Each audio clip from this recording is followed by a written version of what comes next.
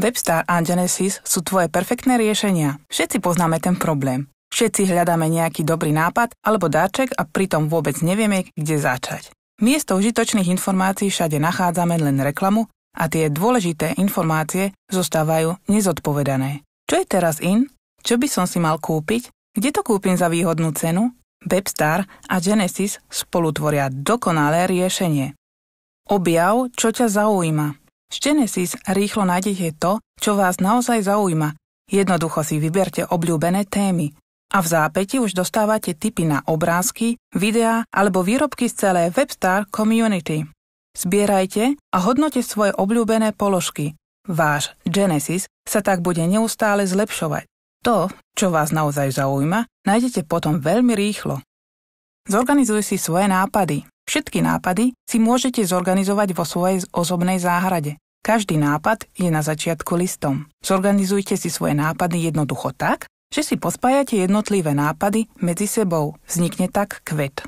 Ukladajte si podobné kvety na jedno miesto. Založte si na ne vlastnú záhradu. Vždy tak budete mať celkový prehľad. Sleduj nápady a témy tvojich priateľov. S priateľmi poskytuje Genesis najviac zábavy. Sledujte kvety svojich priateľov, ktoré vás najviac zaujmú. V Life Garden ste vždy informovaní o novinkách. Vo Favorite Garden nájdete najobľúbenejšie záhrady a kvety celej community. Čaká na vás obrovské množstvo skvelých myšlienok a nápadov. Zbieraj krec a šetri peniaze v hotovosti na všetky tvoje nákupy.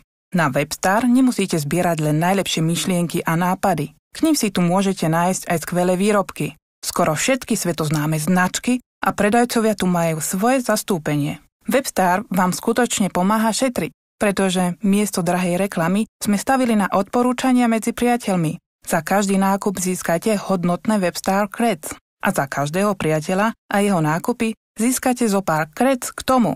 O cene nákupu tak môžete s pomocou Creds rozhodnúť sami. Webstar pre vás znamená objavovať skvelé nápady, myšlienky a výrobky a šetriť pri každom nákupe. Jednoducho to vyskúšajte.